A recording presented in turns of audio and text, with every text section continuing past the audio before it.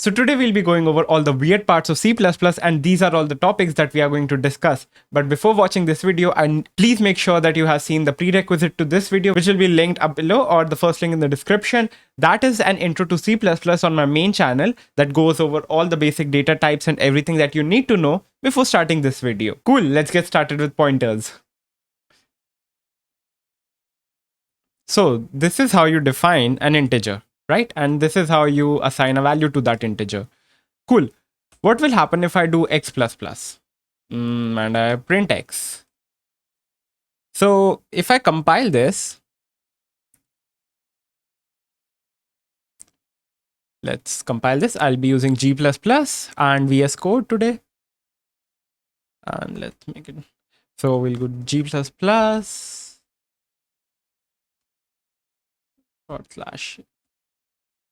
So we have increased the value of x by 1, that is 11 now, which makes sense, right?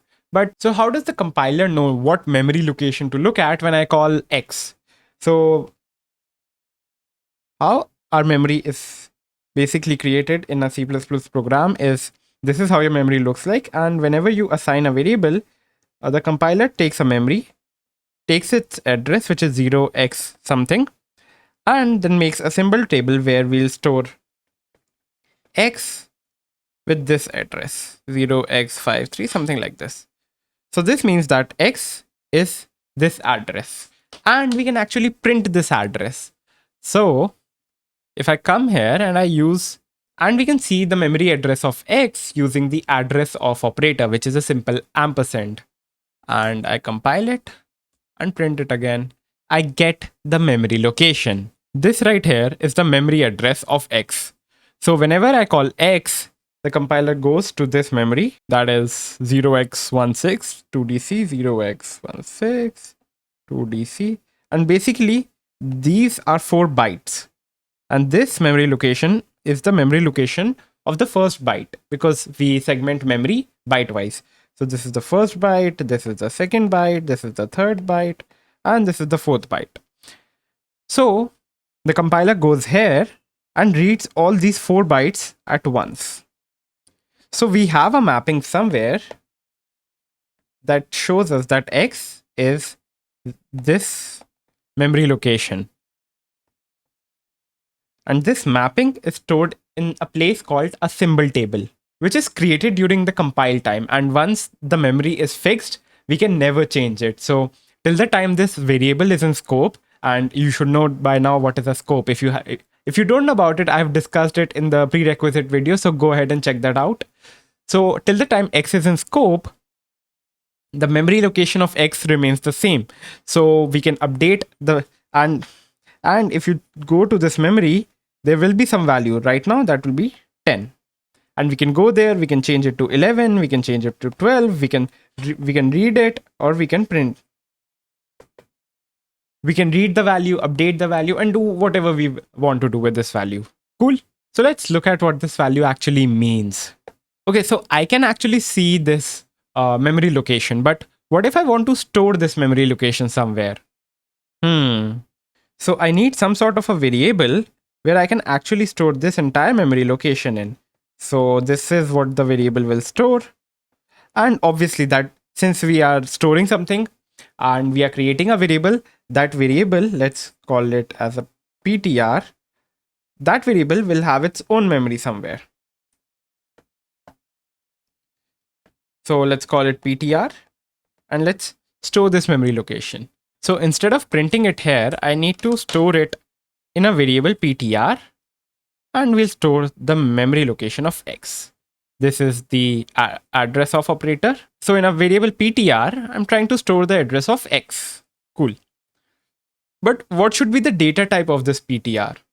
It should be something known as a pointer. This PTR is a pointer. And we'll come over like how to actually define it.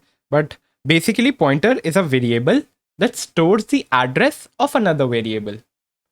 So we are storing the address of x in a variable PTR.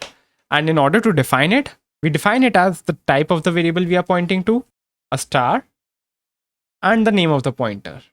So in this case, it should be So in this case, since we are pointing to an integer, we write it as integer star and then ptr. And you can actually read this from right to left. Ptr is a pointer to an integer. And if I print the value in ptr, we should get the memory address, that is the 016, right? Let's try that.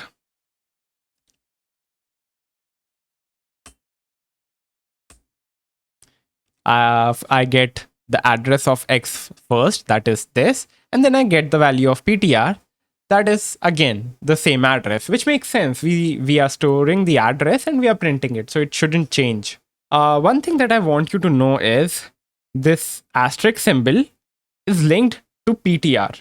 What I mean by that is that this b is also an integer. So basically b is not a pointer, but b is an integer.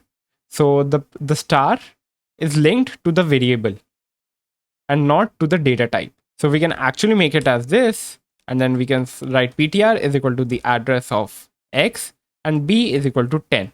And this is a completely valid syntax. B is an integer and not a pointer. Ptr is a pointer to an integer. Similarly, we can have a second pointer, ptr2. So whenever you define a pointer, you need to specify the asterisk. But why do I need to define this entire thing? Can't I just write pointer p is equal to x is equal to address of x? This seems like a much better way to define a pointer, right? Since we are only storing a memory location, it doesn't matter. If I actually go ahead and print the size of ptr,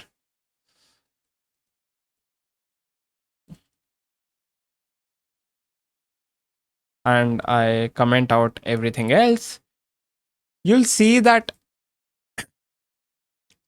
an integer uses 4 bytes, but a pointer is using 8 bytes. And if instead of this I make it as, I can write it here itself, an integer pointer, it takes 8 bytes. If I make it a double pointer, it takes 8 bytes, and same with char.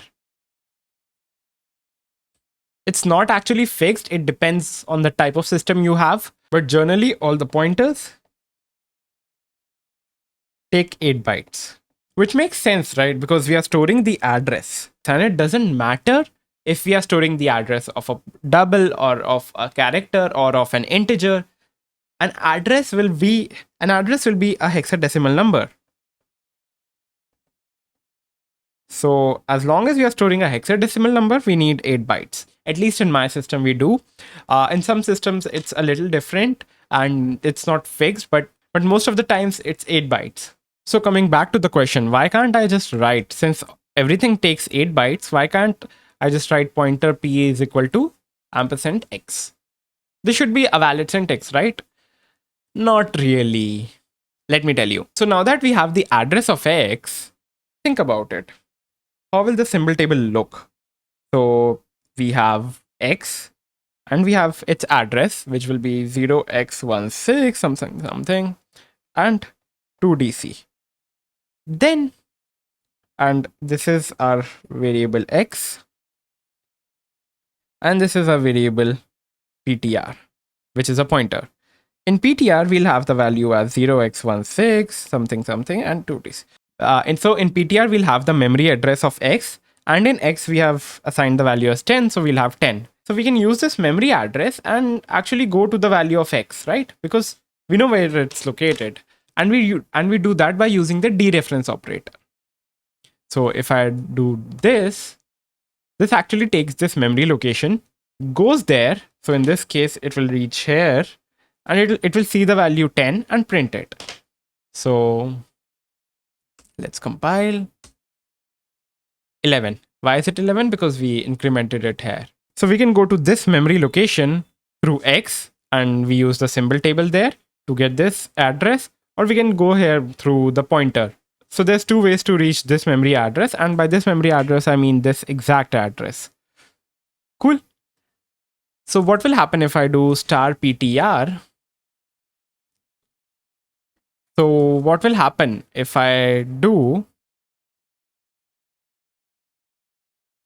star ptr plus plus, and let me put it into brackets. So go to this memory location and increment 1 there, and then I print x with a space and ptr. What should be the value? Let's think about it. So what we are essentially doing here is we are going to the memory location there. We are going to the memory location pointed by ptr. So we see this, we dereference this, we reach here. We already have 11 here. We do plus plus on that. So this becomes 12. Now when we print x, we go to the symbol table, we see this memory location, and we see 12 here. So we print 12. Then we print the dereference of ptr. So we go to ptr where we have this memory location, we dereference it, we reach here, we see 12, and we print 12. This should be separated by a space. So this is what our output should be. Let's see. We get 12 and 12 because both of them are the same memory location, that is here. So we are both seeing the same memory location. So to sum up, we have actually two things: the address of operator and the dereference. So this gives us the address, and we can use the dereference operator to go to a specific location that the address is pointing to. Cool. So in essence, these are the two most important operators on pointers. And since ptr is just another variable for us, we can actually go to ptr and assign it some other memory address. So let's say I assign it the memory address of y. And now I can actually just print the dereference of this pointer, and it should print 20. And we are getting 20. So what's happening right now is this was our memory location for P, and we had 01x6 something something. That was the memory location of X. But what we did was we copied the memory location of Y into P. And we can do that, right? We can reassign variables and everything. And similarly, what we can do is we can make another pointer star ptr2, and we can say ptr2 is equal to ptr. We copy the value of pointer into ptr2, and we set the value of ptr to the address of x.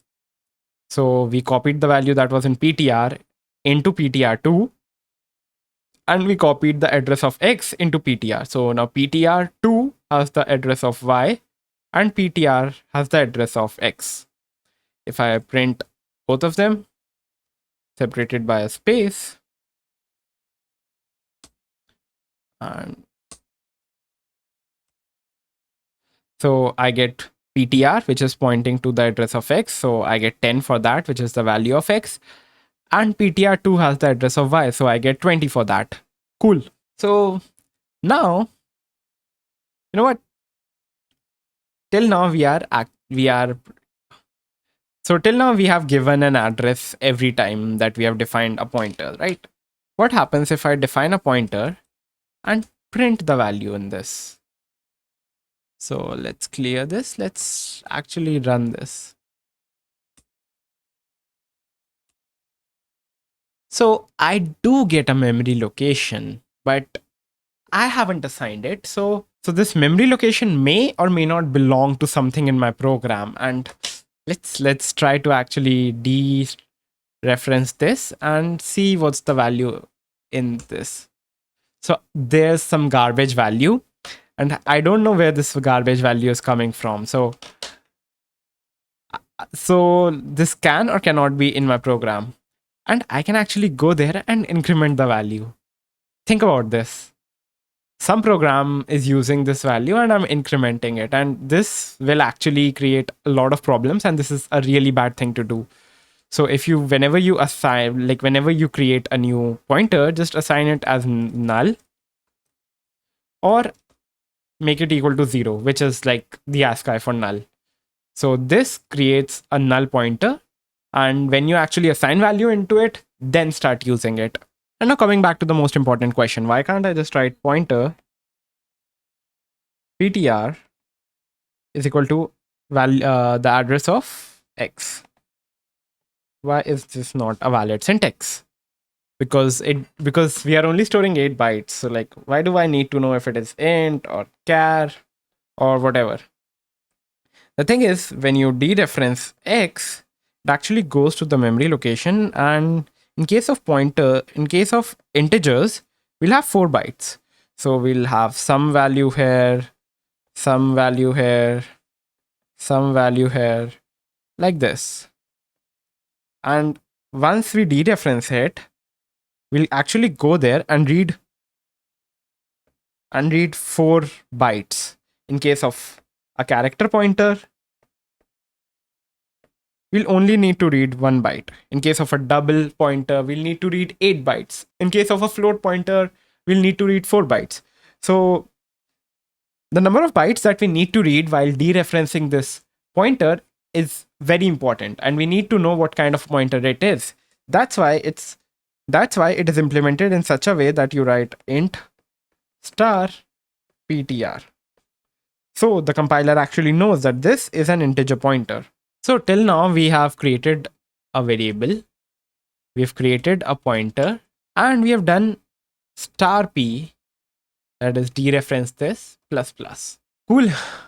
But what happens if I do p plus plus? What should this line do? Let's think about this. So we are not dereferencing this. So p is a variable which has some value, which is an address. So let's say it is 108.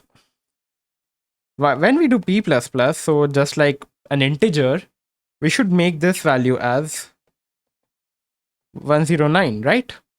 Because we are incrementing this by 1. Makes sense, right? Let's print the value of p before and after.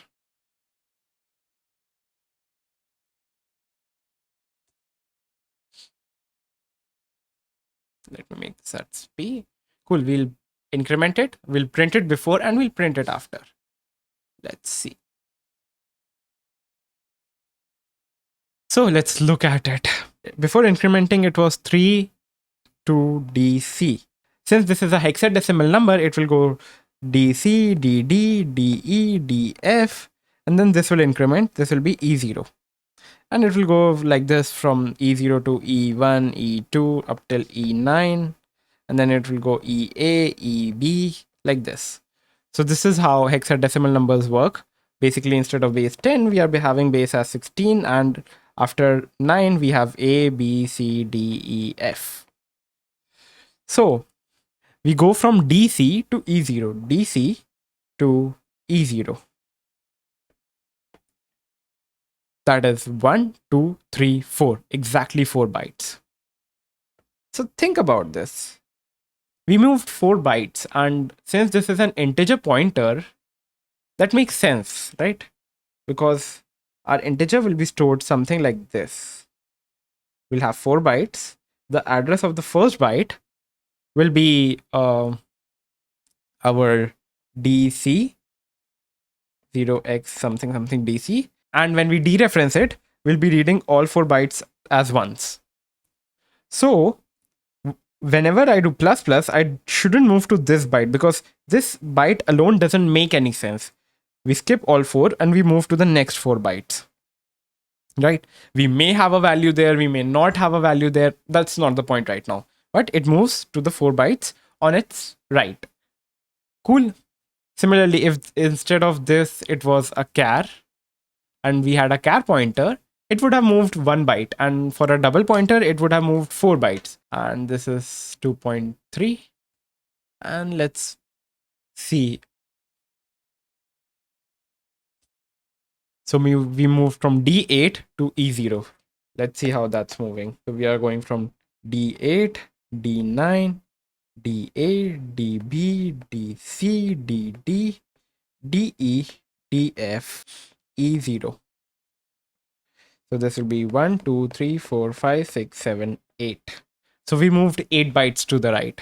We rarely get two memory locations next to each other, and we can't even be sure if they're next to each other. So what's the point of actually doing p++, right? Well, there is. And we get sequential memory in one case when we are creating arrays. So if we have an integer array, it is stored in the memory sequentially. So this is a0, this is a1, and so on. So memory in arrays is sequential, and we can actually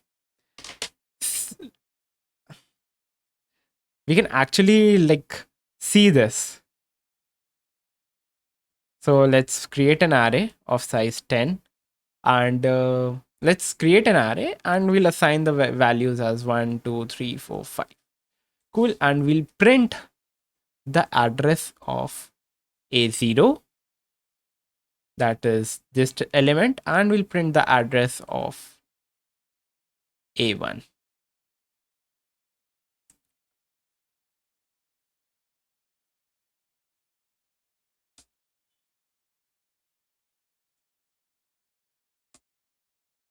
So you'll see that we have C0 and then C4, and it will go on like this for every element. Cool. So what will happen if I print just A with like no element? And we'll keep this here, and let me just compile it. We get this. And if you see here, this was the memory address of A0, and this is A. So actually, whenever we create an array, and in the symbol table we create a variable, and we assign this memory location, that is 2C0, 0x16, 16, 2C0. So this is very much like how a pointer works, right? So we have the name of the array and the memory location of the first element, the first byte of the first element. So basically, since this is an int, we'll have 4 bytes here, and this is the memory location that we have stored with A. So if I print A, the address of A0 and the address of A, that is A, the address of the first element, and the address of A itself. So let me just compile this. You'll see that the address of A and the first element is the same. So you'll see that A and the address of the first element is the same. And the address of A is same as well. So A in itself is not taking any memory. And this is pointing to this variable. And this is pointing to this memory location where our entire array is stored. 1, 2, 3, 4, 5, something like this. So if we can do this, what will happen if I dereference A? Basically, I print the element that is present. Since it is equal to the memory address of this, variable, I think I should get 1. I get 1. And if I print the value of A plus 1, I get 2. Let me run a loop and print the value of A plus I. I get 1, 2, 3, 4, 5. So basically, what's happening is I take this memory location, I do +1 here, and since it increases this memory location by 4, I start pointing to this variable. So I start pointing to the first index. If I do +2, I start pointing to the second index. If I do +3, I start pointing to the third index. And we keep on going on like this. So this is essentially the same as A of I. And you know what? internally, this is exactly what compiler does. So it takes a and I, it dereferences a plus I and prints that value. And you can actually use I of a as well. What the compiler will do here is it will say, okay, we'll dereference I plus a, which will be the same value as the ones we are calculating, that is this, and we'll print that. So it is so dumb that it will print this value as well. I get 1, 2, 3, 4, 5 again. So internally, this is exactly what the compiler is doing. It is dereferencing the address of A and then adding the whatever index that we are passing here. But one major difference is what happens if I print the size of A. And you know what? Let's create a pointer to the first element of A. And I'll print the size of that pointer as well. So in the first case, I get 20 bytes, which makes sense. We have 5 elements and each element is of 4 bytes. So we get 20 bytes, which makes sense. But a pointer only has 8 bytes because we are storing a hexadecimal value. So essentially A is a pointer, but it is completely different than the normal pointers. It does not have its own memory. It is only present in the symbol table, and the size of A actually gives us the size of the entire array instead of 8 bytes. So this is the difference between an array and a pointer. But essentially, the way they work internally is pretty much the same. We have some memory location that we are going to access. And in a normal pointer, we have this variable that is, let's say, x. It has its own a memory location 0x16 d2, something like this. We create another variable ptr. We copy this value here. So we write 0x16 d2. And since we need to update this ptr in the symbol table as well, this ptr has its own memory location that we actually add it.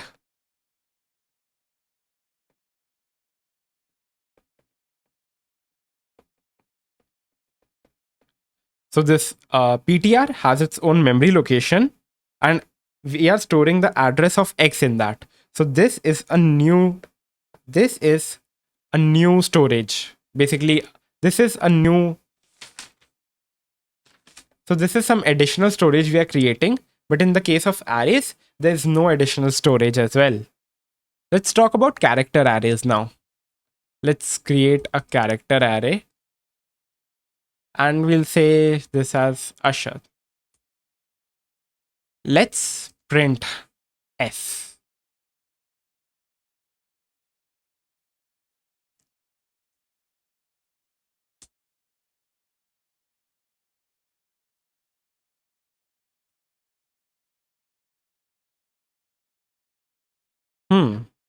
So in case of a character array, we didn't print the address of S.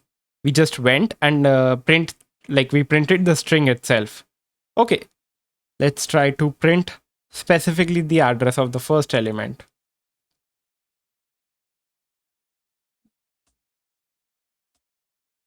We still don't print the address. We print the entire character array. That's weird.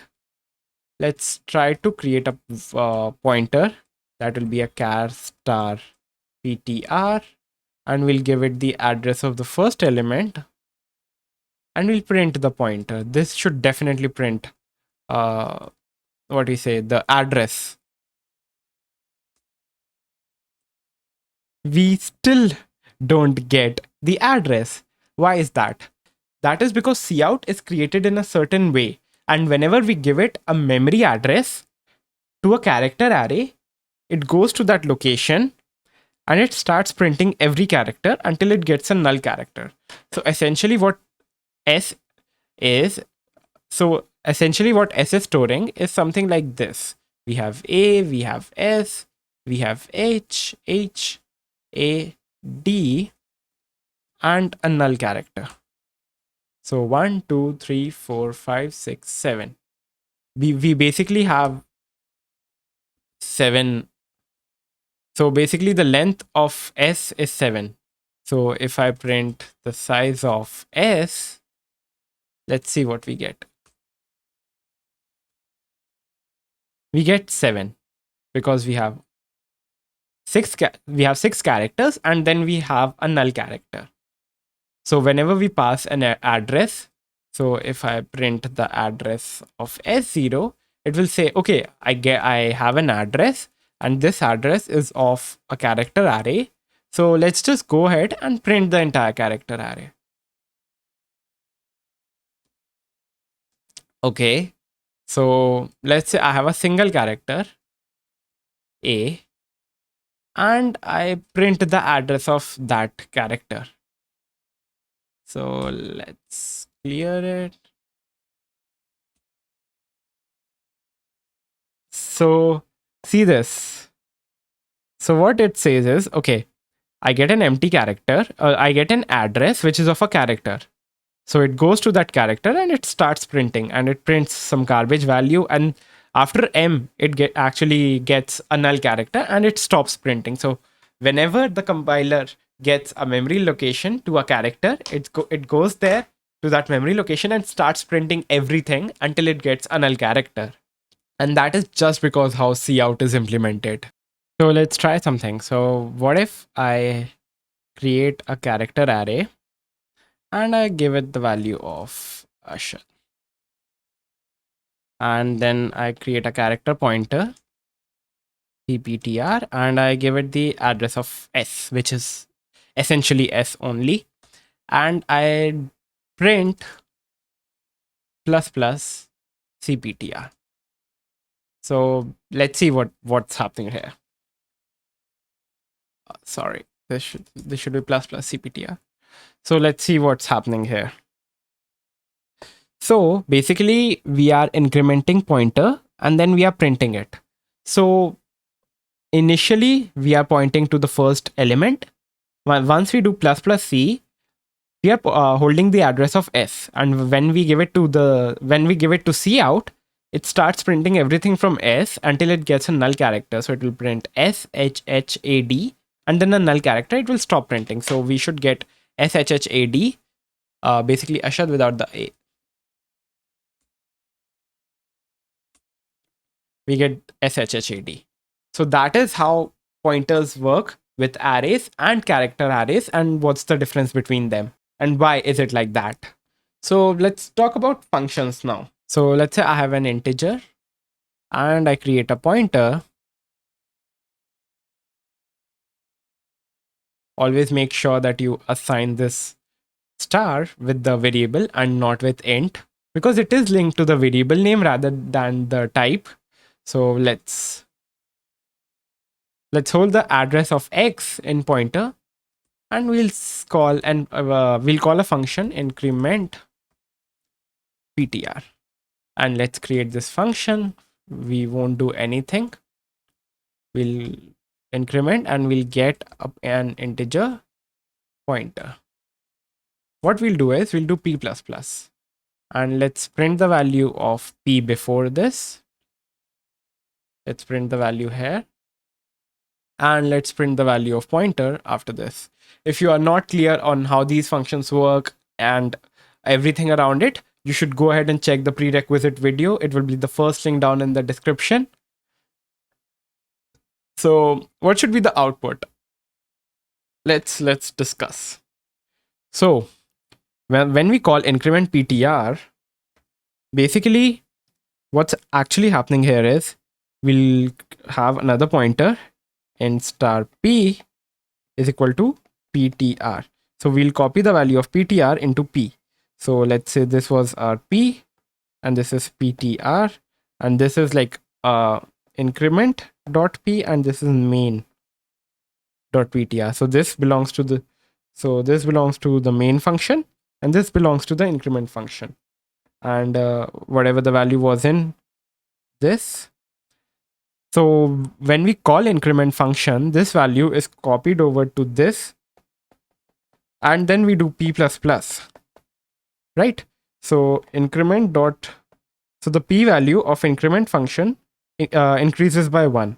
So this increases by 1, and once we are done with that function, we come back and we print this value. So essentially our value is not changing throughout throughout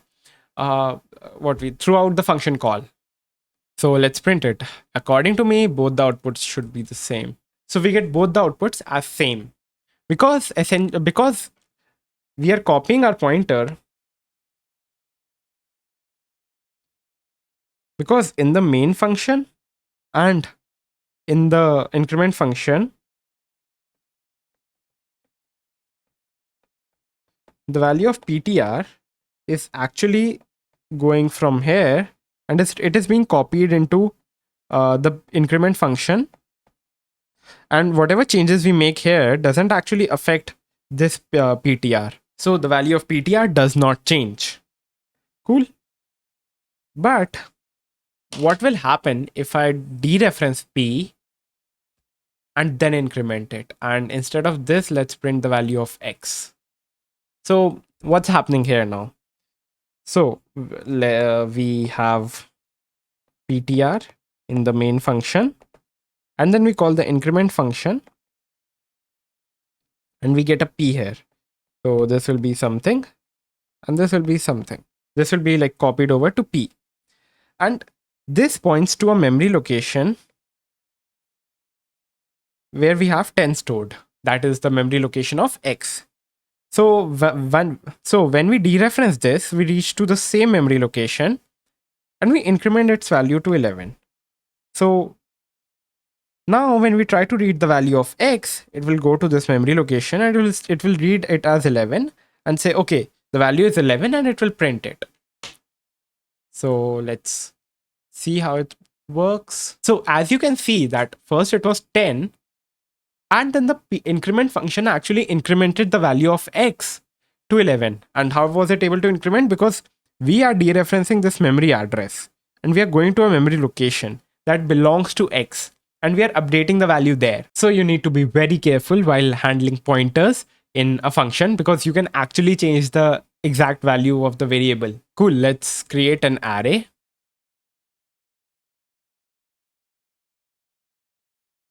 And let's pass this array as well. And let's handle this array here. Let's actually print what is the size of this array now.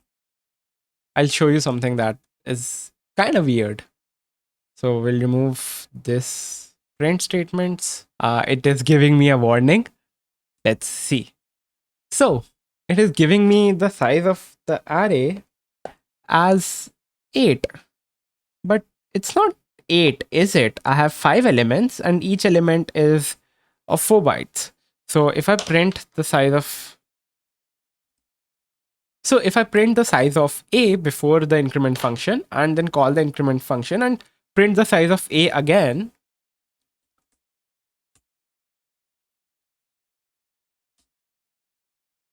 and I print it.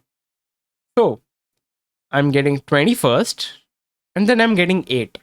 So till here, the size of the array was 20, but once we pass it in a function, it doesn't actually get passed as an entire array. Here we are getting only a pointer to that array. So instead of this, I can actually write it as this as well, and this will not give me any error. So it's the same. So here, if I wanted to, I can actually calculate the size of this array by just calculating what is the size of array divided by what is the size of each individual element. So this will actually give me like the size of the array, like the number of elements in the array. But if I print this, this should give me like the number of elements. That is, what is the size of array and what is the size of each element will give me the number of elements here. But now that I'm getting the array as a pointer, I have no way to finding out like what the actual size of that array is.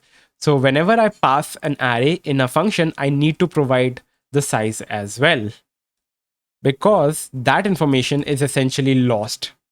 So, but in the function, I can actually just use it like a normal array. I can access elements by a of I and like use it like a normal array. So let's see. Let's compile it and print it. So I get all the elements. This 20 will be here. But like this opens up a lot of opportunities. How? Here we are passing a pointer and we are passing the size of the array. So let's say this was our array. We are passing this pointer and the number of elements in our array, right? What if I pass this pointer and these elements, right? Essentially, I should be able to do that, right? Because I'm passing a pointer. So if I do a plus 2 and size minus 1 and leave the rest of the elements like this, let's see what's the output. I get, okay, I should have decremented this by 2. So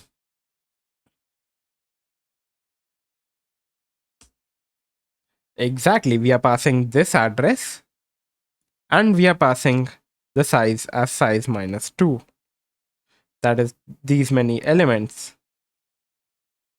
And this works because then the value of a will be this, and we can do plus 1 and we'll reach here, and we can do plus 2 and we'll reach here, and so on. So basically we can pass part of an array through the power of pointers. So just like we can pass pointers, we can actually return pointers as well. So let's just create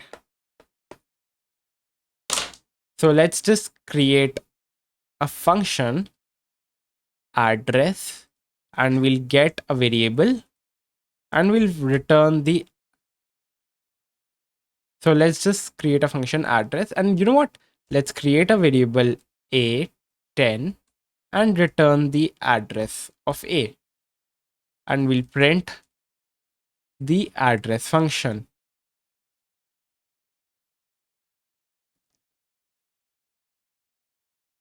Cool. Let's try to compile this.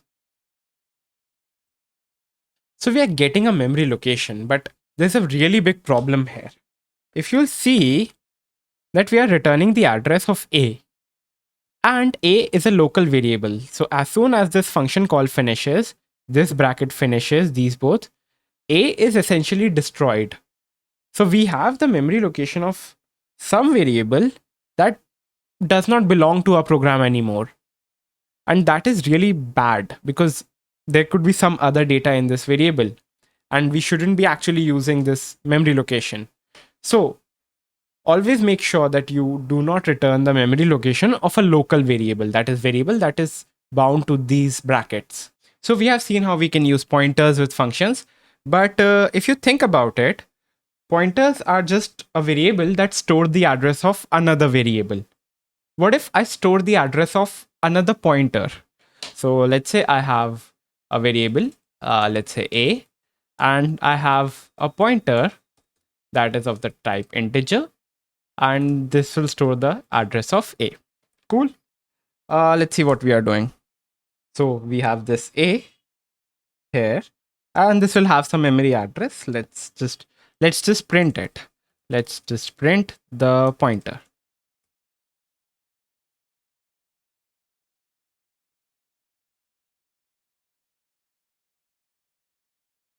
So we have 72 DC, so 0x72 DC. This is our actual memory location where our a is stored, and we have gone there and stored the value 10. Then we create another variable, and let's print the address of this variable, that is ptr.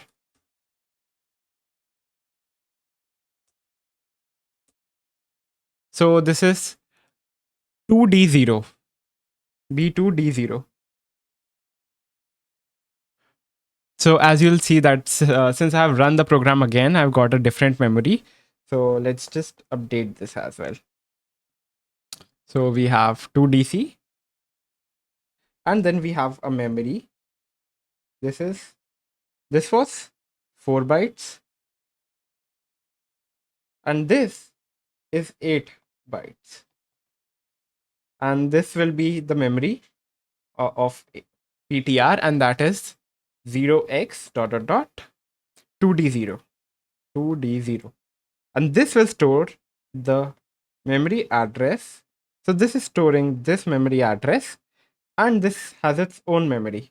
So I can store this address in another variable, right? That we should be able to do that. So let's just create another pointer. Basically, what we are trying to do is we'll store. Uh, let's write the right hand side. So we'll store the address of PTR. So we'll store 0x 2d0, and this was A, this was PTR, and this could be PTR2.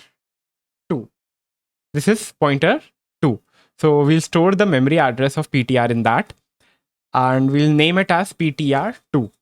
And let's just think about this.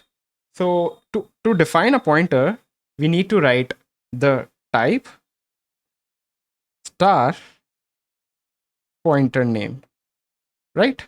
And then we'll store the value from the right hand side. This type is the type of data it is storing.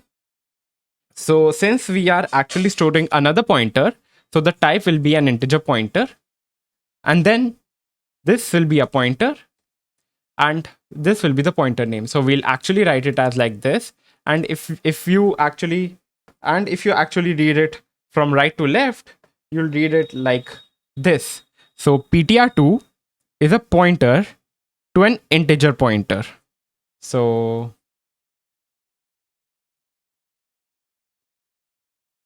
PTR2 is a pointer to an integer. So PTR2 has the memory location of a pointer, that is PTR, which has another memory location. So let's say this was 100, this was 0x, and this was, let's say, 500. So this is another memory location, and this location is actually an integer, and this has the value 10, correct? And this has the memory address of 0x500, let's say. So this memory address is stored here, and this memory address is stored here. And this PTR2 will have its own memory address, let's say 0x300, and that can be stored somewhere else. And we can keep on doing this. And this is how we write it. If we create another pointer, then it would be an int star PTR3 is equal to memory address of PTR. Usually we only go until 2 levels, and that is when we are defining 2D arrays. We'll cover that pretty soon, and you won't see this kind of a pointer that usually. So let's just keep it until 2 levels. Cool. So what we can do is, let's say we destructure this pointer. If we destructure it once, we'll reach here, and if we destructure it twice, we'll reach here. So if I comment both of these lines out, and if I print cout A PTR2,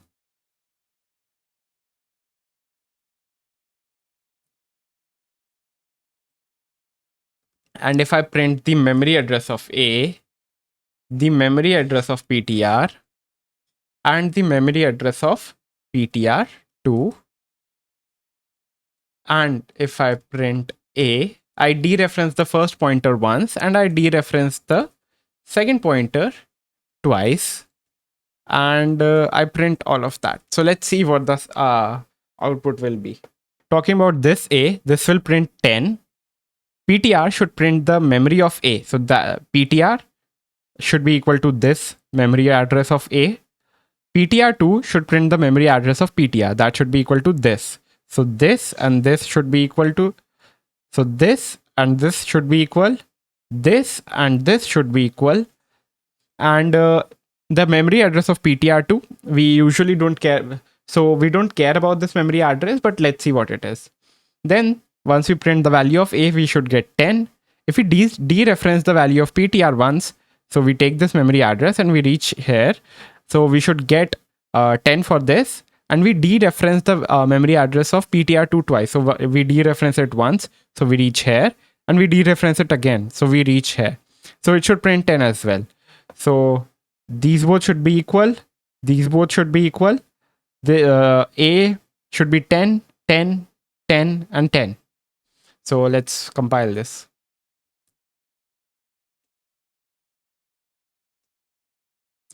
So let's see. So we get 10 for A. Then we get 7 to DC, which is equal to the memory address of A. These both are equal. Then we get 7 to D0, which is the memory address of PTR. And then we get the address of PTR2 as well. And we get 10 for all of the for all the dereferences that we have done here. So dereference PTR and dereference PTR2. So this is how it works. So what will happen if I do ** PTR2 ++, and then I print A? We have discussed this in a lot of detail. So this will dereference the memory location of PTR2. So we'll take this memory location, we'll dereference it once, and we'll reach this block. And then we'll take the value here, dereference it again. So we'll take this value and we'll reach here, and we'll see the value 10, and then we'll go and increment it. So we go here and update this value and make this value as 11. And then when we print A, we will get 11. So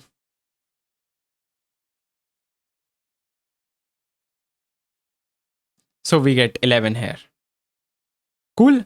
So this was pointers, but up to 2 levels. So next, let's cover something that is very similar to pointers, but not really. It's a little different. That is references. So how is it similar? So in pointers, we are taking the memory location of a variable and storing it somewhere. So let's say our variable was variable A, and it has some memory location 0x16 something like this that we have seen. And we have stored the value 10 here. In the symbol table, our A corresponds to this memory location. References give us a way to make sure that what if I define another variable B and give it the same memory location. Cool, let's think about this. So we have a variable A, and then we make a variable B, and I copy the value of A here. So right now what it is doing is, it is creating a storage A, then it is creating a storage B. First we are setting 10 into A, and then when we create B, we copy the value of A into this. So we get 10 here. Cool. Whatever I do with this 10, make it 11 or do anything, does not affect the value of A. So if I do B++ and I print A, it shouldn't change.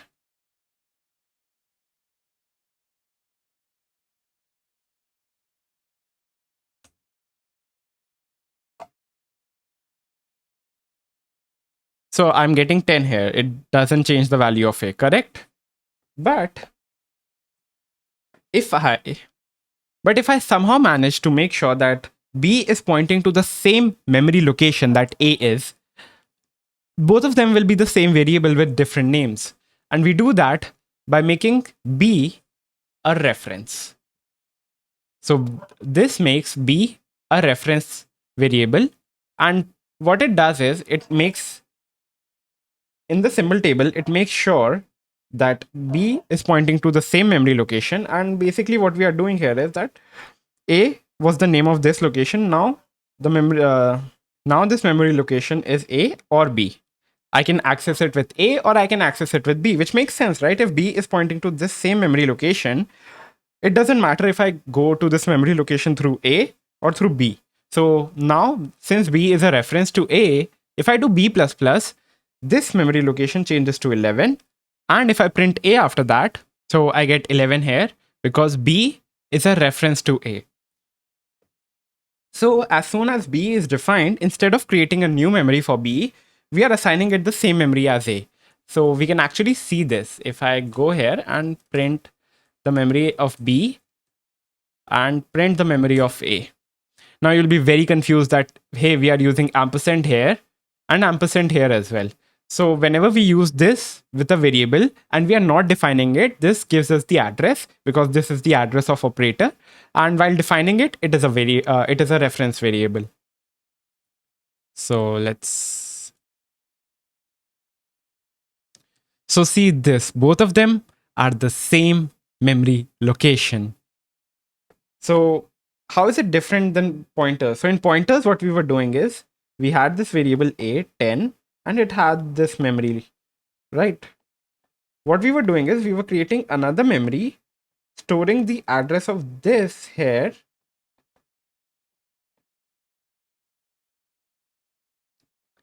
and this pointer was another variable. But in the case of references, we are not creating a different reference.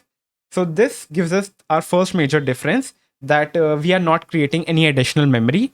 Secondly, since pointer is a variable, we can actually keep this empty for however long we want. So let's say I create a pointer here. So insta ptr, and so let's say I create a pointer here in star ptr, and I don't assign it the address of any other variable. So I can use that. Like, this is completely valid. It's an empty pointer. I should assign it 0 as a null character. But if you actually think about this, whenever we create a variable, let's say I create a variable b, as soon as I do this, the compiler makes a memory for this. I cannot ask the compiler to wait and say it, okay, after some time, I'll give you the memory location to point to. So the symbol table cannot have the letter B with an empty memory location, right? So as soon as I define a reference, I need to provide the variable it is referring to. And if I don't, the compiler will scold me. So if you see, if I could try to compile this, it says error, declaration of reference variable B requires an initializer. It says that I need to initialize it with something, and I cannot give it a normal number. It says that I cannot assign a temporary number. So what I'm doing is, as soon as I write 10, the compiler takes a memory, puts 10 there, and returns me the address. And this memory is temporary because I'm not storing it in a variable. So I'm taking its address, which would be 0x16 something 5a, let's say. And what I'm doing is I'm taking another variable b, and I'm saying, hey, point to this address. But as soon as this line is completed, this address is not there. So like, why am I pointing to this? So that's what the compiler is saying. That cannot be of a temporary integer. So I need to specify another integer here. And this code is completely fine. It will compile and I can run it as well. It runs. So this is what references are. Now you might be wondering, what's the use of this? Well, let me tell you. Let's say I have an integer a and I give it the value 10. Now I call the increment function and I pass a into this. And I come here and I say that, hey, don't return me anything. For the increment function, you'll get an integer. Just do a++ and return. Like, I don't need to write return here, but it will essentially just return after this bracket. So I'm asking it to increment a. And if I print a,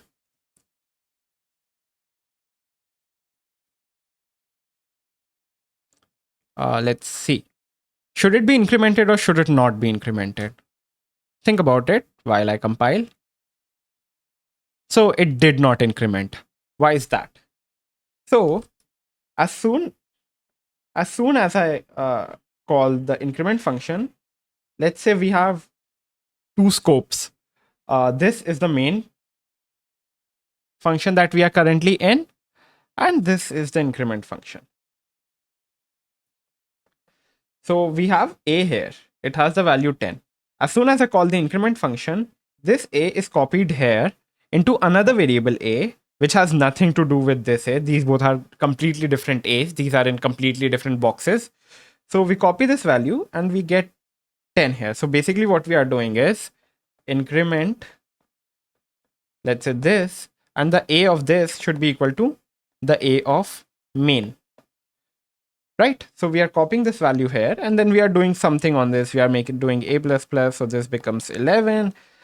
And since we are not returning this value, and we are not updating the main function, so it essentially does not matter what happens with the second a, this one. It does not affect the main a. But if there was a way to make this as increment dot a is equal to main dot a, but instead we pass it by reference. So we want to do this, and we can actually do this but passing by reference. So instead of taking the integer a here, I can take the reference to the integer. So whenever someone passes a variable in the increment function, now what we are doing is, now we are doing increment dot a is equal to main dot whatever variable we have passed, and this is passed by reference. So the memory location of this a and this a is the same. If I let's not pass it by reference, and if I print the memory location of a here, and before that let's print memory location of function of increment dot a, and it's actually not increment dot a, but in order to make it simpler, we can assume this to be increment dot a. Cool. And here we can actually copy this line and say that this is main dot a. Cool. Let's compile this, and currently we are not passing by reference. And if you'll see that the memory location of main.a is 2dc, and the memory location of increment.a is 2ac. These are two completely different memory locations. If you see here, so these are two completely different memory locations, like we talked. So this memory location is 2ac, and this memory location is 2dc, and this could be anywhere in the memory. So now if I pass it by a reference, this a will be pointing to this memory, the memory location of this a. So if I run it again, you'll see that now both of them have the same memory location of 2dc. So now both of them are pointing to one memory location, that is this a's memory location somewhere in our memory. This will be like this, and this is, let's say, where our a is pointing to, and this a is also pointing to this memory location. So any changes that we do in the function now will be affected in this a as well. So now let's say I print a before calling the function, and let's give it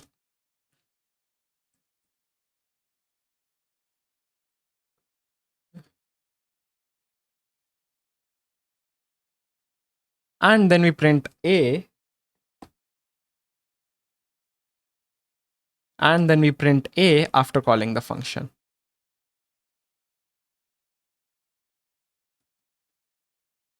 And let's compile this. So a before calling the function was 10. Let me make it a little bigger. Memory location of main.a is 2dc.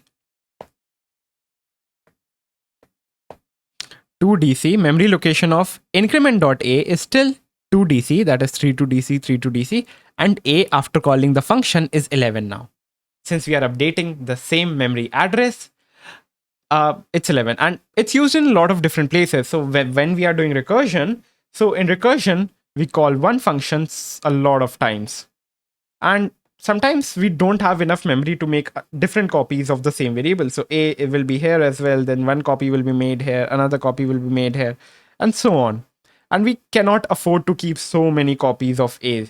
So what we do is we pass by reference, and there's only the memory address that is shared, and we don't need to make different copies. And if this was a pointer, we'd still be making a new memory location for the pointer, and we'd be copying the and we would have been and if this was a pointer, we would have made a new memory location ptr, and this would have the memory address of main.a.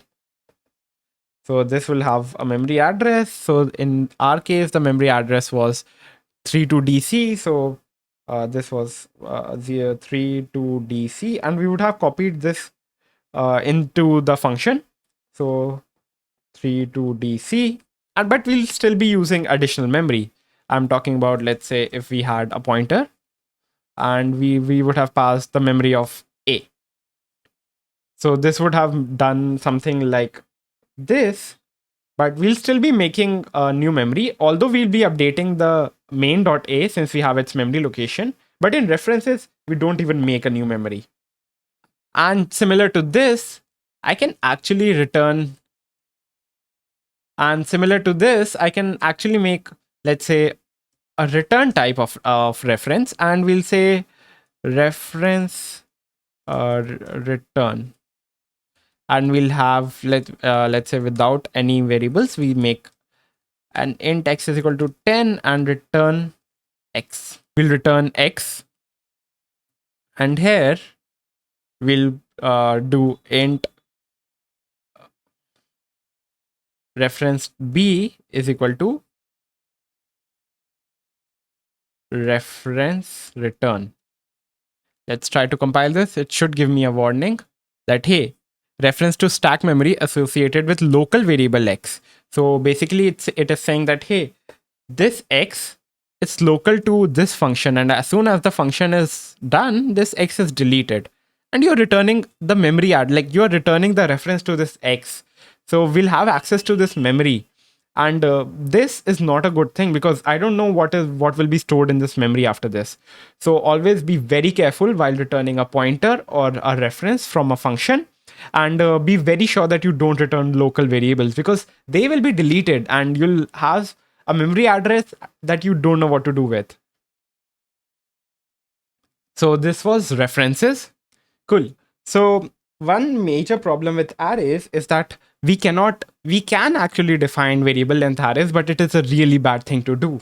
And why is that? Basically, we have two kinds of memories. We have the stack memory and we have a heap memory. And like the different sizes I've made it is exactly like this. Stack memory is very small, and program like if you have, let's say, a variable array. So let's say if you have an array of, let's say, size 10,000, the compiler at compile time will figure out, okay, I need these many bytes, and it will create a stack memory based on that. Maybe it will make a bigger stack memory. But what happens when we create a variable n, we take the input and we create an array of size n. So here, the compiler will create this variable at run. So the compiler will get to know how big this array is at runtime. And what do I mean by runtime? That is when you run this program and the user enters n, and if it tries to create a memory of that size and it doesn't have that much size, doesn't have that much space in its stack, the program will crash. Let me show you how it actually by doing this. So let's say I compile this.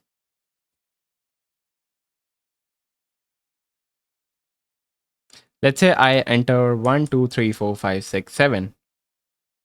I get a segmentation fault. Basically, my program has crashed and it is saying that, hey, I don't have this much memory inside the stack. Like, what are you trying to do? So that's what the problem with creating a variable length arrays is. That's why we never do that. So we don't have this much space in stack. I don't want to go ahead and create a variable of, let's say, like an array this big, because that is just wasting a lot of memory. What happens if I just use 5 elements of this? So I need a way to actually shift my stack. So I need a way to actually shift my array from the stack to the heap memory. And this should be heap. From the stack to the heap memory, and this heap memory is very large, like large enough that we don't need to care about it right now. So we can actually do this. We need to initialize an array here, and we need to get a way to access this array, and we do that with dynamic memory allocation. So dynamic memory allocation is very simple. We are just allocating some memory on the heap. And in order to do that, we use the keyword new. So when I create new int, it creates a memory here, and it returns me the address of that memory. So I need to store this address in a pointer. So int star a is equal to new int. So this memory address that is stored in a pointer so this variable a and the 8 bytes it needs, that the 8 bytes that this pointer variable needs. So this is where our a is stored. This is an integer. This memory belongs to an integer, and here is where we'll store the memory address. So the memory address is stored in the stack, and the actual memory is in the heap. So after that, I can treat it like a normal pointer. So the value at a should be 10. Then we can print the value at a. I can print the value of a. This should be a memory address. And let's compile this. And this should be n. So yeah. So I can actually like do this properly. So yeah. So basically, if you'll see, this memory address looks very different than the ones we were used to seeing till now, because this is in the heap. 0x means hexadecimal, and then it starts with 6 instead of 1 that we were used to seeing. So yeah, I can use it like a normal pointer, but like what's the point of storing one integer on the heap, right? I can do it easily on the stack. The main benefit we get here is when we start storing arrays on the heap. So how do we do that? We use the new keyword. So int star a is equal to new int, and I pass the number of elements I need. So here I can actually pass n because I know that I'll have that much memory in my heap. And after this, I can use it like a normal array. So for int I is equal to n, for I'll go from I'll go from 0 to n, and I'll set a of I as 10 times I. And then I can print it.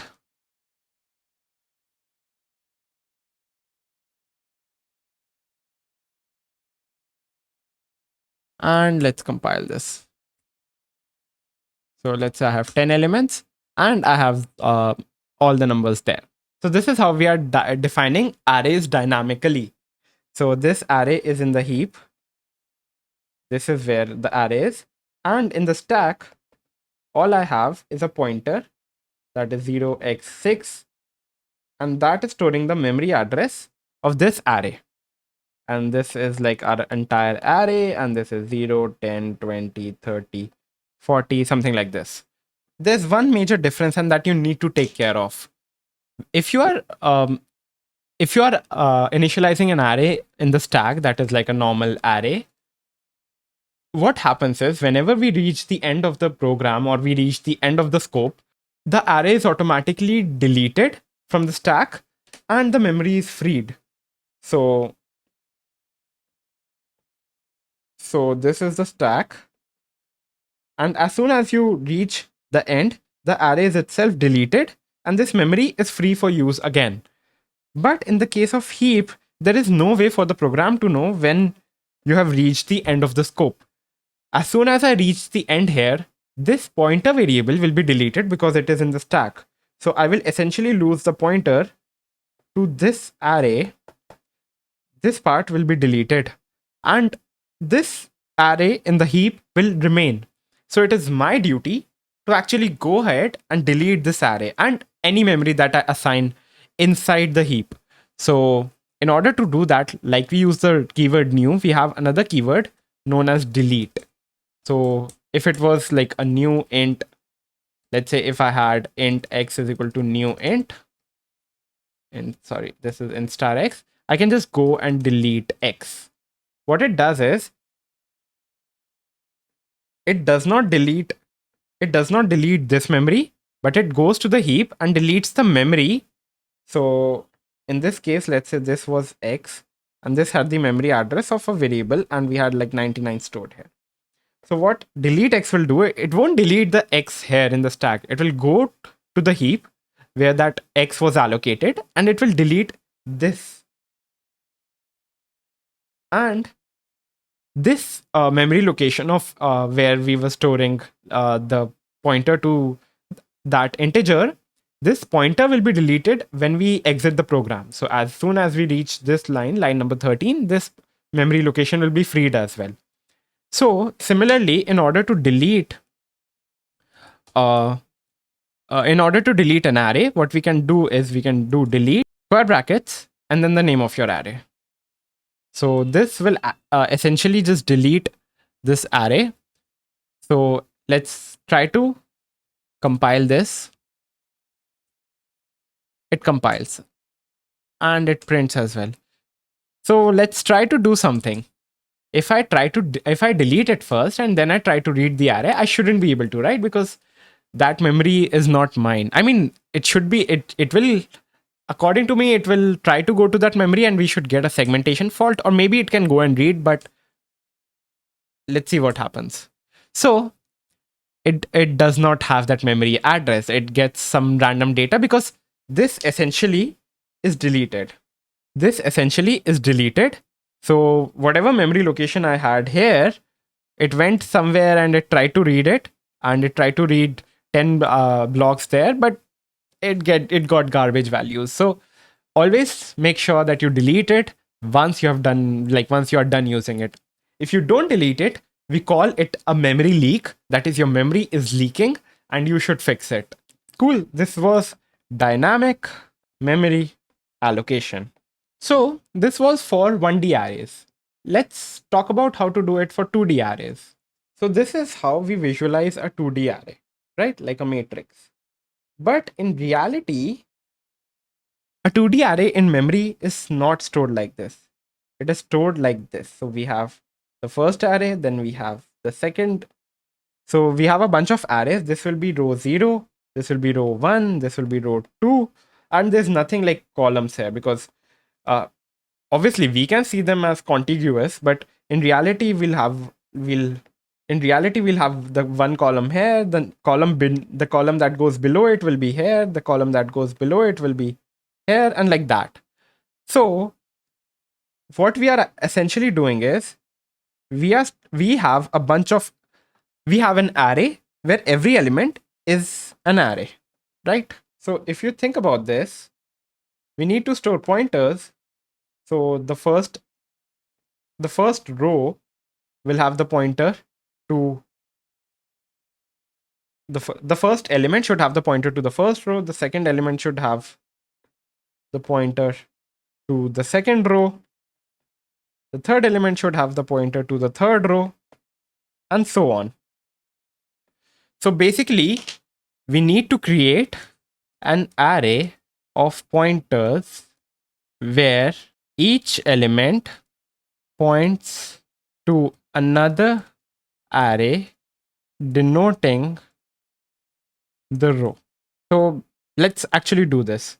So, and first of all, I need to create an array. So I do that with, so we need to be type star. This is how we define a pointer, right? And a will be new and type.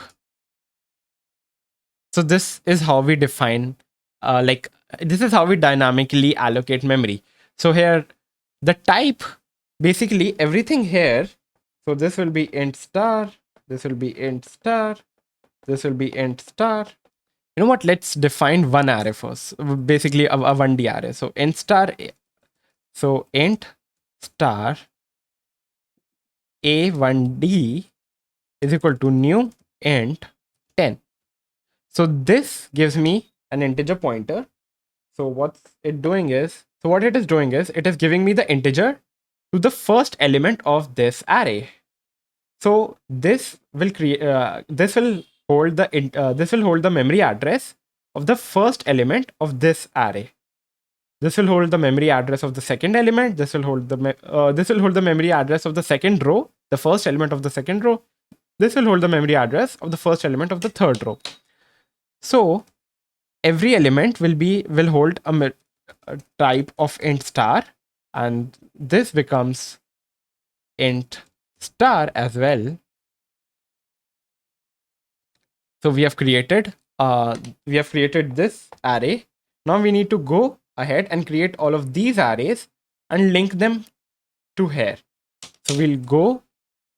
So let's take n comma like m comma n from the user. We'll have m rows, and each row will have n columns. So we'll go over all the elements. We'll go over all the m rows.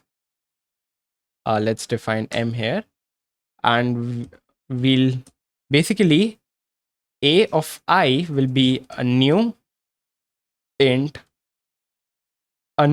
array of size n. And once we are outside of it, let's just input elements into this.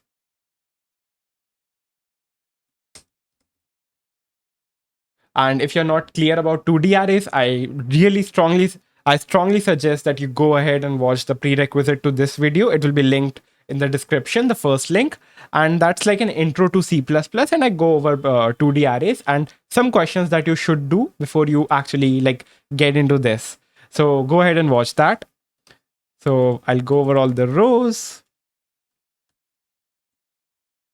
And now I'll just say that, hey, Aij can be, so let's write it as 1, 2, 3, 4, 5, 10, 11, 12, 13, 14. So this will be 10 times I plus j.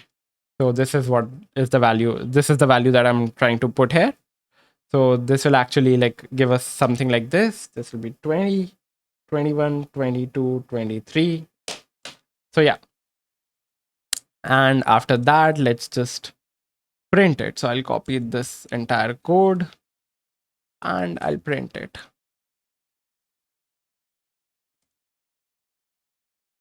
I'll give a space, and once I'm done with the row, I'll just print a new line. Cool. Let's compile this. So let's say I have a 5 cross 5. So this is how our array looks like. Make sense?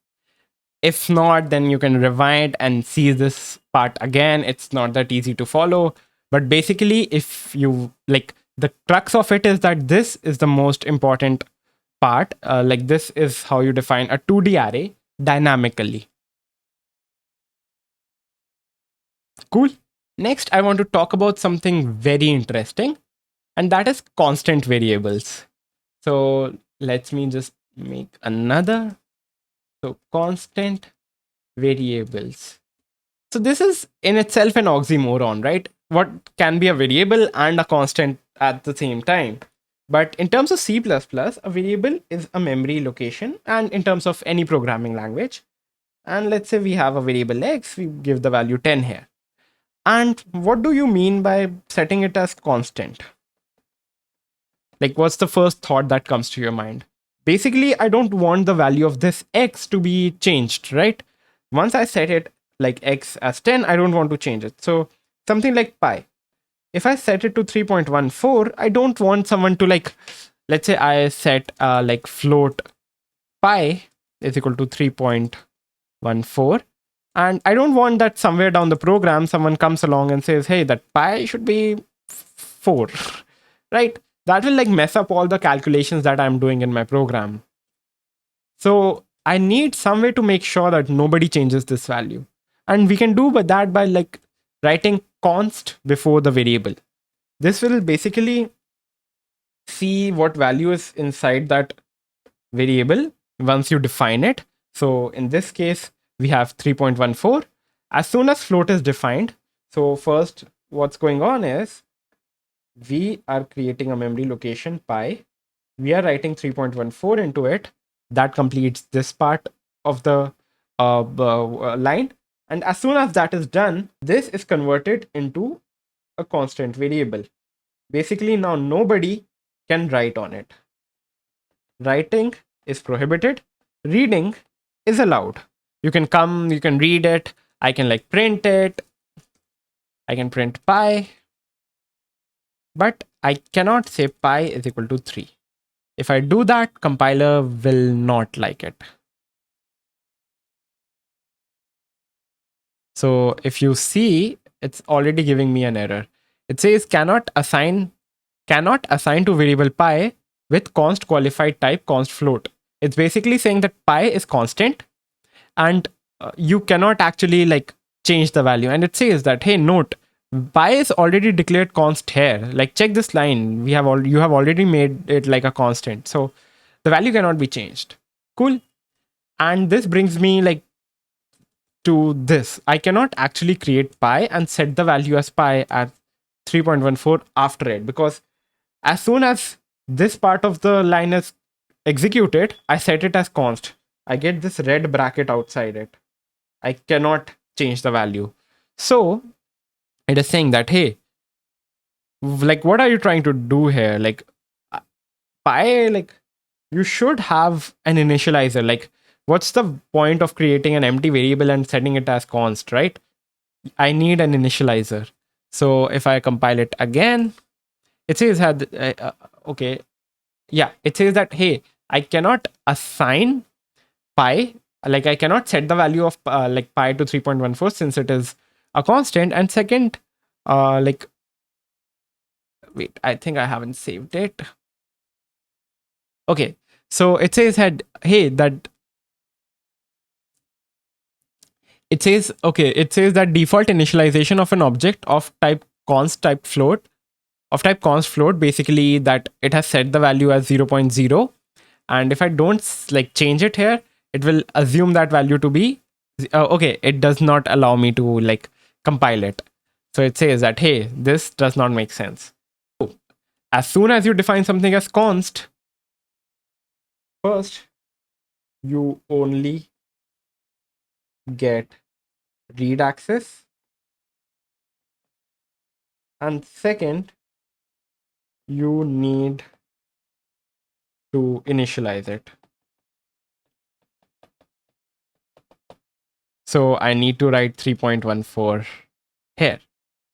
And then everybody can like calculate that, hey, like a float uh, area is equal to 3 in like radius into radius into pi, and float radius is equal to, let's say, 10 or 3. So I have the cout area. So basically I can use it for all my calculations, and this will give me a perfectly correct answer. So pi r square gives me 28.26. So anybody can use, like, I can use it anyway, but I cannot update it. Now this opens up two different problems. Let's not use pi, let's use x, because I like x and my x didn't like me. So you know what, let's make it int. So also, just a heads up, constant and int const are the same thing. So if I compile both of them,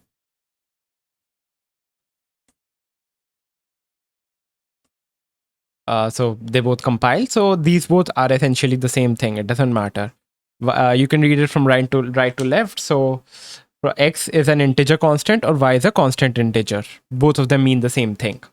Next, what we can do is, so let's try to create a reference a and let's give it x. If you think about it, this is x, this is the value at x. We only have read access to it. I cannot write here. That is not allowed. I'm saying that, hey, give this storage another name A, which will be the same storage as we have already seen. And I should, like, this should be a normal reference. Basically, I should be able to use this storage normally with A. So like I should be able to do A++ or something like that.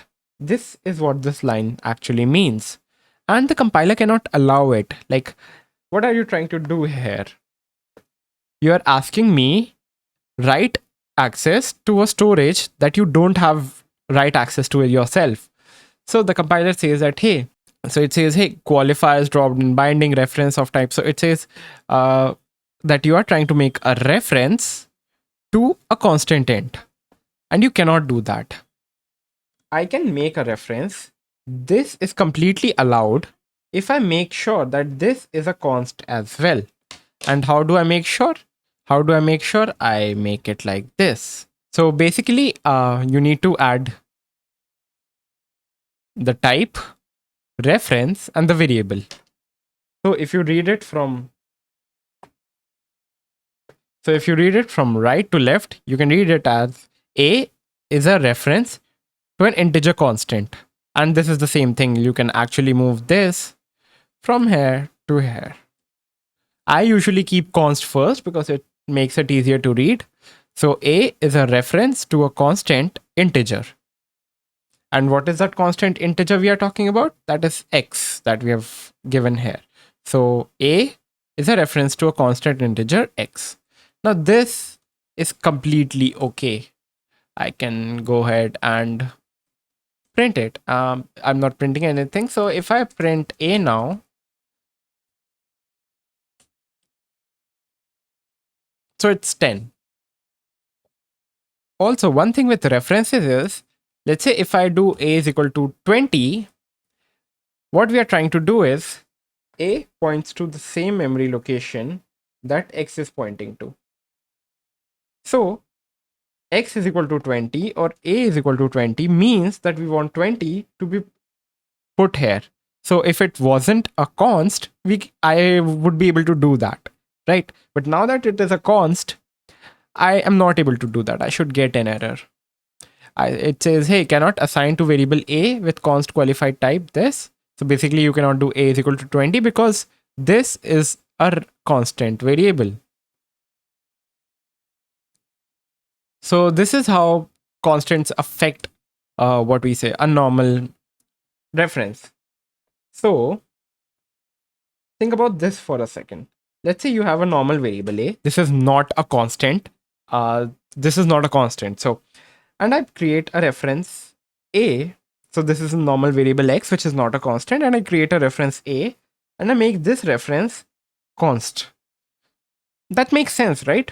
That, hey, if I come to this memory location through X, I should be able to do X++ or something like that. But if I use A, I shouldn't be able to change this value, right? So from A, it should be read only, which makes sense, right?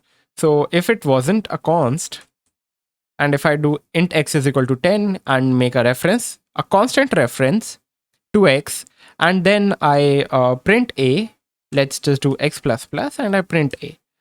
So let's clear it. So I get 11. So I can change the value through x. Now, if instead of this, I do A++ and I try to compile that, we'll say, hey, that this part, this is a constant part, like path. So it says that, hey, like this is constant const integer reference. So you cannot do a plus plus because you have defined it as const. So how is this useful? So let's say I want a function. Let's say it's a recursive function. So let's not get too deep into it. Basically a function, let's name it. And I want to give it a reference to my variable because I don't want to create another memory for this.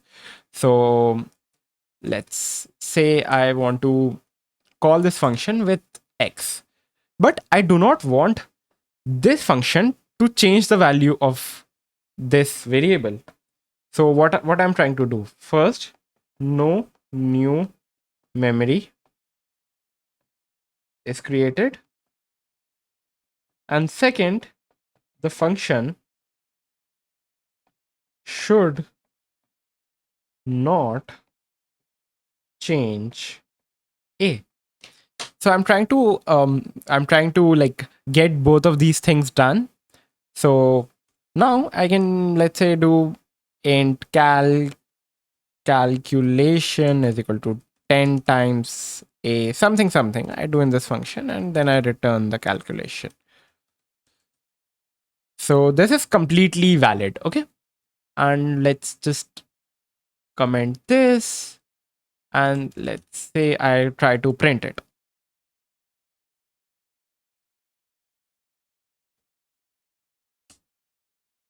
So it gives me 10 times 10, that is 100, which is completely fine.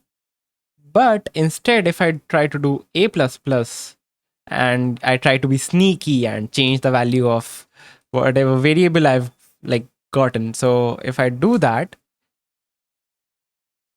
I'm able to do that because right now it's a reference. But if I make it a constant reference, things change. Now it says that you cannot assign to the variable with a const qualified type constant reference. So basically, you cannot change the value now. You can read it, you can do whatever calculation needs to be done. That is completely fine. That will compile. But as soon as I try to change it in the function, I get an error. So this is a very common use case. And yeah, I've myself used it a lot.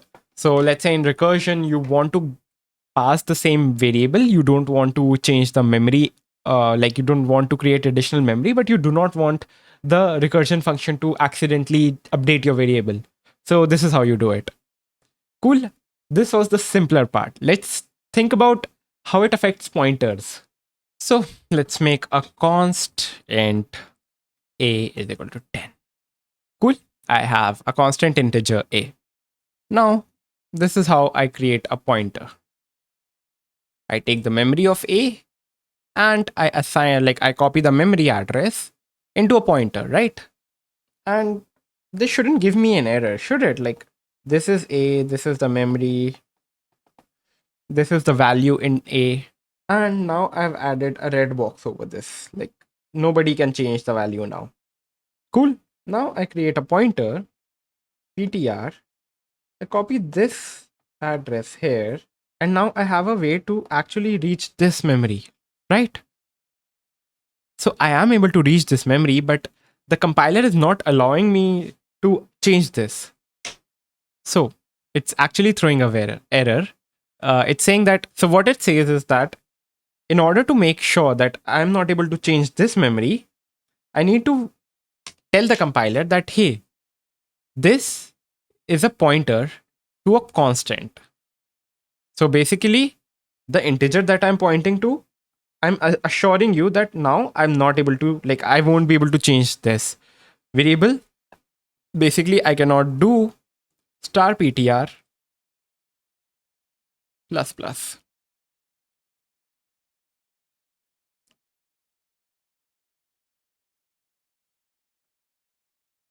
It says that, hey, it's a read only variable and it is not assignable.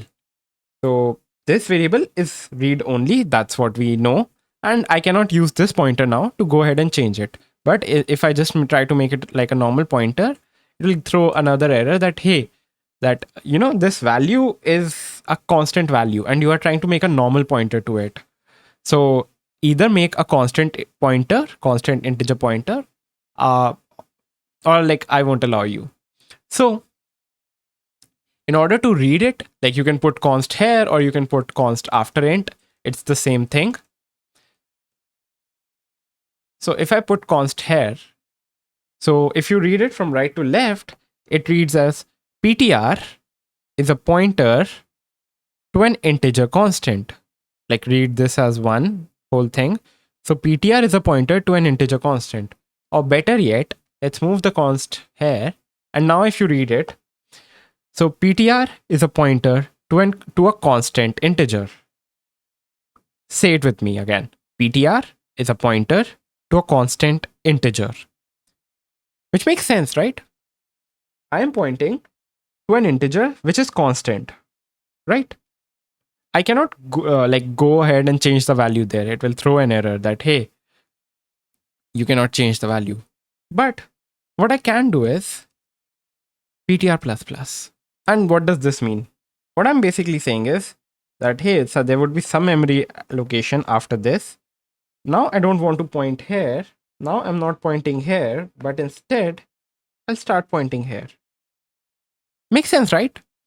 I cannot update the value of this. I cannot update this value, but hey, what's stopping me from changing my pointer to a completely different variable, right? So let's say if I had a variable b and I just say that, hey, ptr, now I'm pointing to b. That's completely okay. Let's make it 20 and I'll try to print star ptr.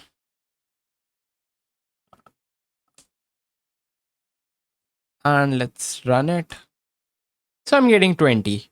So pointing to b is completely okay. So how should I stop this? Like, I don't want the pointer to change. So there's another way to do that.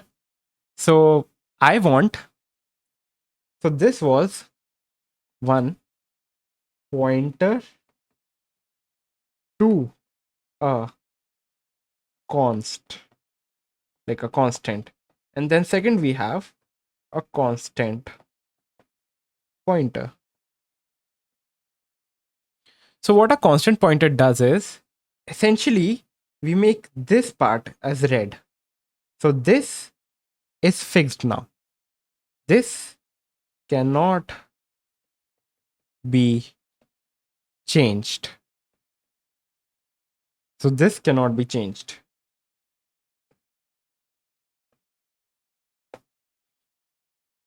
And how do we do that? Let's see. So we have an integer b. Let's make p as, so int. So what are we pointing to? Int star ptr is equal to and b. This is how we make a normal pointer. But I want this to be a constant pointer. So we'll write const after the star. Now, if you read it from right to left, we have ptr is a constant pointer to an integer. A constant pointer. That is, now this part is red. And b is not a constant. We'll go to that case again. So b is a normal variable. So I can just say that, hey, this part is constant, right? But this part is not. So I can just say that, hey, if I go to star ptr and I do plus plus there and I print b, I shouldn't have a problem, right? And that's exactly what happens. So I get 21 here. So I can change the value, but as soon as I try it, like as soon as I make another variable, int a is equal to 10, and I say that, hey, now ptr should start pointing to a. ptr should start pointing to a, and I'll print the value, whatever that is at ptr. I compile it, and it says, and here is our error. It says that ptr declared const here. That is, ptr is const, and we cannot assign another variable, like another value with like a constant pointer. So basically, this part is fixed now. This arrow cannot be changed. I can change the value in b, but this arrow cannot be changed. So let's like put both of these things together. So now we have seen what a pointer to a constant is. That is when we are pointing to a variable that is a constant. So we cannot change the value of that variable, but we can like point it to some other variable. And second, we have a constant pointer where the pointer cannot be changed, but we can go there and change the value there. Cool. Let's like put both of them together. So let's I'll comment all of this out and I'll delete this. So basically, let's say I have a variable a. Now I need to make constant pointer to a constant integer. Constant pointer to a constant integer. Let's read it from right to left. So we'll have int const. So integer constant pointer const ptr is equal to. So read it from right to left. Ptr is a constant pointer to a constant integer. Makes sense. So let's compile this. And it compiles properly. So let's print the value at ptr. Then let's try to do star ptr plus plus and then ptr plus plus. Basically, we are trying to change the value at a here. So this is our a, this is 10, this is ptr, and we have the value of a into this. Next, this is red as in not really red, but in our heads it is red, and this is also red. So we can't change either of them. We can't change this and we can't change this, and both of them will give us an error. So it says, hey, read-only variable is not assignable. You cannot do star ptr plus plus and cannot assign to variable ptr, which is a constant. So we cannot change the value of ptr as well. So it says that, hey, ptr is already defined as a constant here, so look into it. So this is like mixing both of them up. Repeat this part again if you are having troubles, but this is how you define, like this is how constant affects pointers. Now I have a few more topics that I need to cover. Optional arguments. So I've already discussed this. So let's say you have a function that sums 4 numbers. And you return a plus b plus c plus d. Cool. Now I want a function that does the exact same thing, but with 3 numbers. So should I just copy this and write a sum 3 and like remove d here and remove d here? So something like this? No, right? That seems like a lot of work. Then we have 2 numbers as well. So should I do it for 2 numbers? No. What I can do is I can say, hey, you know what? If you want 3 numbers, I'll give the default value to d as 0. So if someone like calls sum and it gives 4 values and someone else calls sum and it gives 3 values, so what it will do is, in case of 3 values, it will essentially just give the fourth value. It will essentially just give the fourth value as 0. So this will go here and this will take the value 0 and it will like use that value. So this will become 0 and this is known as an optional argument. Basically, this is optional. If you don't give d, I'll take 0. If you give me d, I'll take it that. So let's compile it. Okay, I'm missing a semicolon. And it gives me 10 and 6. I should have given like a new line here.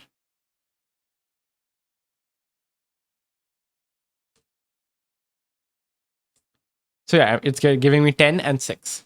Cool. But there's one catch here. If I'm trying to make something as default, and I can make C as default as well. But if I'm doing something from I'm making something as default, it can be the rightmost element only. Like these both are the rightmost elements. The next element that I can make default is B, and then I can make A. Why? Let's think about this. Let's say I make C as default and I call this sum123.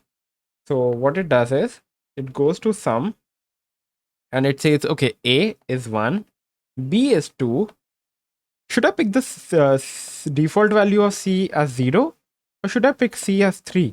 If I pick C as 3, then what should be the value of D then?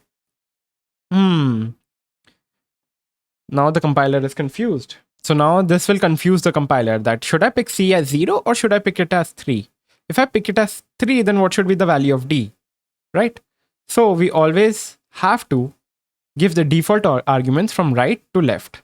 So the first default argument will go here, then the second one will go here, the third one will go here, the fourth one will go here. And we'll keep on going like this.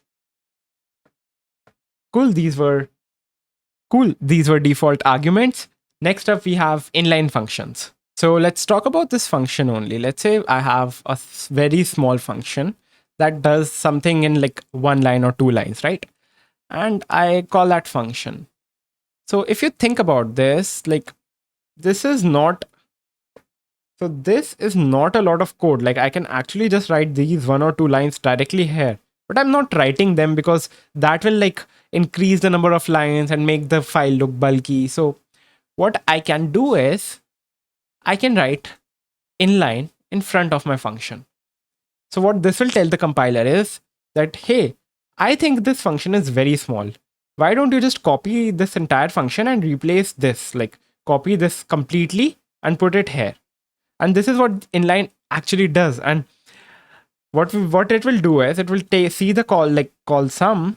So it will see whenever we call sum, and like it will copy the whole code here from this. So it will copy this code directly here, and that will so it will copy this code directly here. Obviously the file will be a little more bulky than it used to be, but like while reading the code we won't see like this code again and again and again. But there's a limit.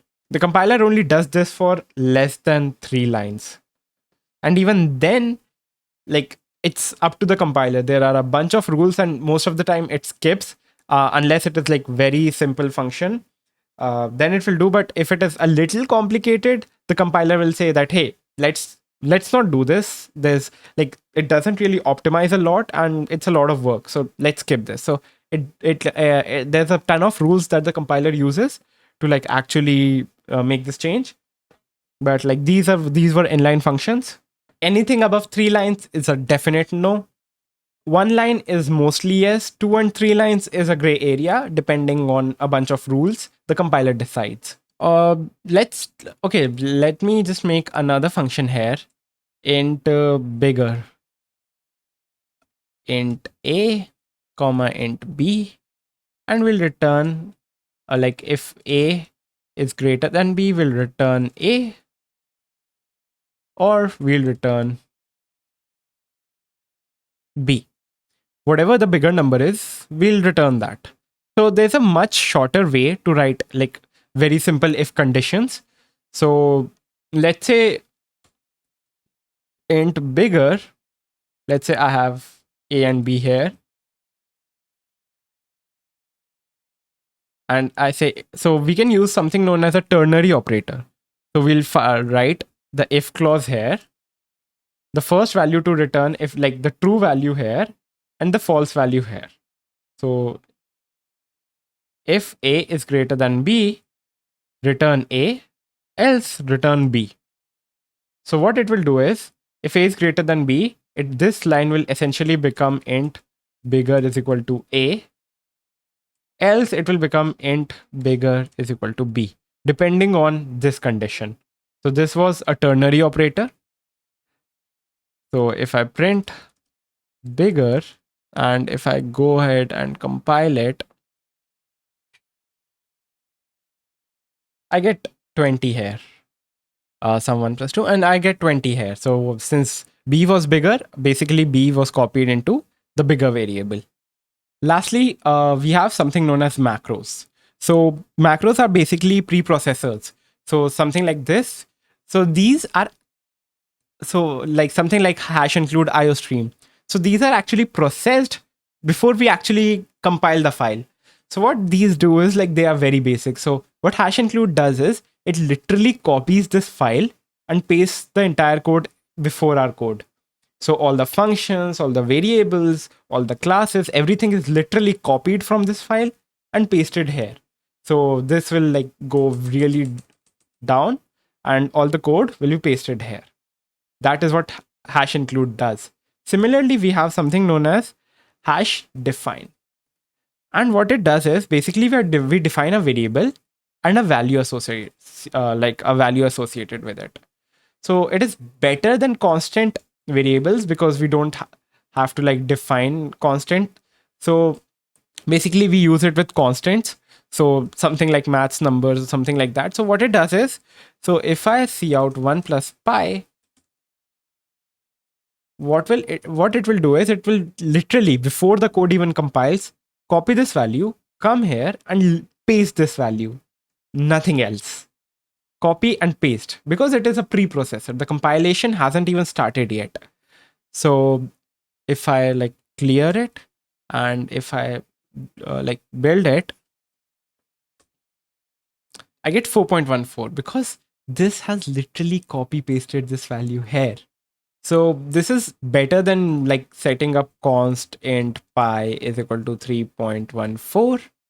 Let's write it as 3.15 and let's see what will we get. So it says, hey, there's two definitions of pi. Like, what should I use? So it gets confused. Pi underscore const. So it's better because we have all the constants at one place, and like we don't have to search the file for consts and then like actually go and see all the constant variables. So yeah, like once you start using it, you'll figure out where this is actually used. And there are a lot more preprocessors that I want you to like go ahead and look up. So there's if hash if defined, hash if not defined, and there's a bunch more. So go ahead, look into it. They're really like easy to understand because they run before compilation, so they can't do anything complicated anyway. And lastly, instead of writing variables inside main, I can actually write variables outside main as well. So these variables are initialized before main, and these are known as global variables. And these can be accessed by anything. So let's say I have a function and I don't do anything. I just do a++. And I print a here. And I call the function. And I print a again. So what this will do is, okay, this should be void. So first a is 10.